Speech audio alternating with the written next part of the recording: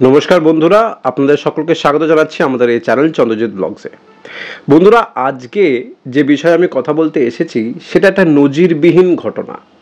আমার মনে হয় আমাদের মাননীয় মুখ্যমন্ত্রীকে নোবেল প্রাইজ দেওয়ার মতন একটা কাজ উনি করে ফেলেছেন। আর এই যে কাজটা উনি করে ফেলেছেন এটা উনি প্রথমবার নয়, উনি বহুদিন ধরেই করে আসছেন। আমার মনে হয় আজকে তার একটা এক্সট্রিম জায়গায় উনি পৌঁছে গেছেন। বন্ধুরা, যদি নোবেল প্রাইজ দিতেই হয় এবং সেটা যদি কে কত বড় মিথ্যে কথা বলতে পারে এই বিষয়ে যদি একটা নোবেল প্রাইজ দেওয়া যায়, তাহলে নতুন নতুন ভাবে কি করে মিথ্যে কথা বলতে হয়, অক্লেশে কি করে মিথ্যে কথা বলতে হয়, নানান বিষয় কি করে মিথ্যে কথা বলতে হয়, এটা আমাদের মাননীয়ার কাছ থেকে সারা বিশ্বের প্রত্যেকটা নেতা মন্ত্রীদের শেখা উচিত।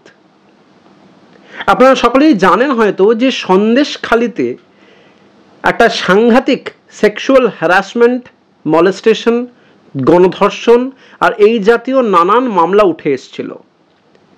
তৃণমূলের মা মাটি সরকারের একটা অন্য ছবি আমরা দেখেছিলাম। এই মা মাটির সরকারে মায়েদের কি হাল সন্দেশখালিতে আমরা সেটা চোখে আঙুল দেখিয়ে বুঝিয়ে দিয়েছে। এইরকম একটা সিচুয়েশনে ভোটের আগে বা ভোট চলাকালীন আমাদের রাজ্যের মাননীয় মুখ্যমন্ত্রী তিনি এই এন্টায়ার ব্যাপারটাকে ডাইভার্ট করার জন্যে, আর এই এসএসসি দুর্নীতির যে কেলেঙ্কারি হয়েছে আমাদের বাংলাতে সেটার থেকে ডাইভার্ট করার জন্যে এই জাতীয়ই একটা সেক্সুয়াল হ্যারাসমেন্ট বা মলেস্টেশনের একটা চার্জ বিরোধীদের পক্ষে লাগিয়ে একটা ভুয়ো রাজনৈতিকভাবে একটা কেস তৈরি করে এমন একটি ব্যক্তির এগেনস্টে মামলা করেছে যেটা একটা নজিরবিহীন ঘটনা। আপনারা তো সকলেই জানেন একটা অ্যালিগেশন করা হয়েছে সেক্সুয়াল হ্যারাসমেন্টের। কার বিরুদ্ধে? আমাদের এই রাজ্যের গভর্নর সিভি আনন্দ বোসের এগেনস্টে। প্রথমেই বলে রাখি, এ ধরনের ঘটনা নতুন নয়। এর আগে প্রচুর গভর্নরের এগেনস্টে এই ধরনের রাজনৈতিক ইন্টেনশন নিয়ে মামলা হয়েছে এবং সেগুলো প্রত্যেকটাই খারিজ হয়ে গেছে। ব্যাপারটা কি ঘটেছে সেটা হচ্ছে এই যে রাজভবনে কন্ট্রাকচুয়াল বেসিসে একটি কাজ করতেন একটি মহিলা, তিনি হঠাৎ করে আজকে আবির্ভাব হয়ে একটি মামলা করেছেন বা তাকে দিয়ে করানো হয়েছে প্ররোচনা দিয়ে, এবং বলা হয়েছে এই মামলাটা করার জন্যে সিভি আনন্দ বোসের এগেনস্টে। সেখানে মামলাকারী বলছে যে একবার নয় একাধিকবার ওনার সঙ্গে এই ধরনের হ্যারাসমেন্ট হয়েছে। তাহলে আজকে প্রথমবার এই মামলাটা আসছে কেন? তার কারণ বন্ধুরা, এই এন্টায়ার ব্যাপারটাই একটা গপ্প ফাঁদা হয়েছে। এবং এই গপ্পের মধ্যে বা গপ্পটা ফাঁদার সময় যেটা আমাদের মাননীয় ভুলে গেছেন সেটা হচ্ছে এই যে according to article 361 of the Indian constitution, governor বা প্রেসিডেন্ট এরা কিছু ইমিউনিটি তাদের কাছে আছে। ধরুন আমি আপনাকে কোট অ্যান্ড কোট পড়ে শোনাচ্ছি। The immunity to president and the governor under article 361 says that there shall not be any court for the exercise and performance of the powers and duties. এর দুটি ক্লজ আছে, খুবই গুরুত্বপূর্ণ আমাদের এই বিষয়। No criminal cases can be filed against president or the governor while they are in office. দ্বিতীয়, no proceedings can be done or imprisonment or arrest can be done against the president or the governor while they are in office. এগুলোকে বলা হয় constitutional immunity, which bars the police from naming the governor as an accused or even investigating a matter. Police president বা গভর্নরের এগেনস্টে তখনই move করতে পারেন যখন গভর্নর তার টেনিয়ার শেষ করেছে অথবা সে নিজের পোস্ট থেকে রিজাইন করেছে। দুটোই কিন্তু এক্ষেত্রে হয়নি। দেবদত্ত কামত বলে একটি সিনিয়র অ্যাডভোকেট বলছেন that the governor cannot be named as an accused, এটা কনস্টিটিউশন বলছে। এছাড়াও 2006 সালে একটি মামলা রামেশ্বর প্রসাদ ভার্সেস ইউনিয়ন অফ ইন্ডিয়া, সেখানে সুপ্রিম কোর্ট হাইলাইট করে বলেছে that it had outlined the immunity enjoyed by the governor even on allegations of personal malafide.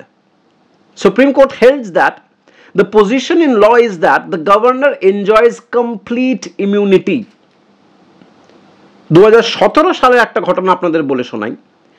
তৎকালীন উত্তরপ্রদেশের চিফ মিনিস্টার কল্যাণ সিং এর এগেনস্টে একটা মামলা হয়েছিল ক্রিমিনাল কনস্পিরেসির 1992 এর বাবরি কেসকে নিয়ে, বাবরি ডেমলিশনকে নিয়ে।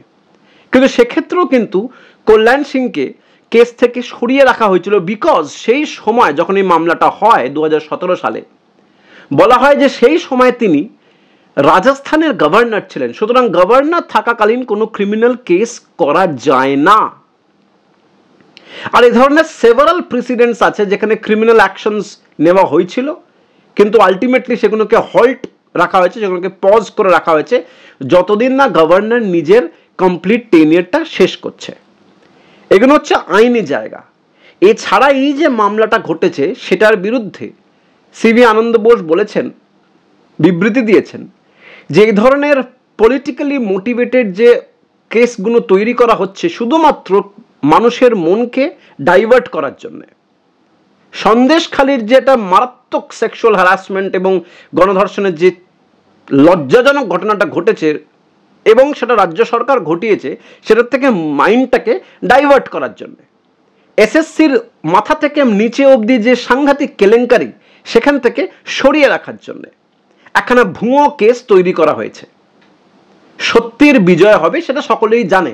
আমি এখানে শুধু একটা জিনিস উল্লেখ করতে চাই বন্ধুরা, যে এই সরকারের এই মাননীয়া একটা সময় জাস্টিস গাঙ্গুলি, অশোক গাঙ্গুলির এগেনস্টেও কিন্তু একটা হ্যারাসমেন্টের মামলা করেছিলেন, কিন্তু সেই মামলাটার যে মামলাকারী সে হঠাৎ করে গায়েব হয়ে যায়, মামলাটা হাওয়া হয়ে যায়। কিন্তু পাবলিকলি হ্যারাস করার জন্যে উনি করেছিলেন এই কাণ্ডটা। সেই একই জিনিসের রিপিটেশন আমরা আজকে দেখতে পাচ্ছি। আমি সকালবেলায় একটা ভিডিও বানিয়ে বলেছিলাম যে তৃণমূল ক্লাবটা বা দলটা যেখানে সেখানে হাত পা ছুঁড়ছে শুধুমাত্র পলিটিক্সের টিকে থাকার জন্যে। এটা একটা তার নজিরবিহীন ঘটনা, যেখানে এতটা নির্লজ্জ সরকার হতে পারে সেটা ভাবার বাইরে।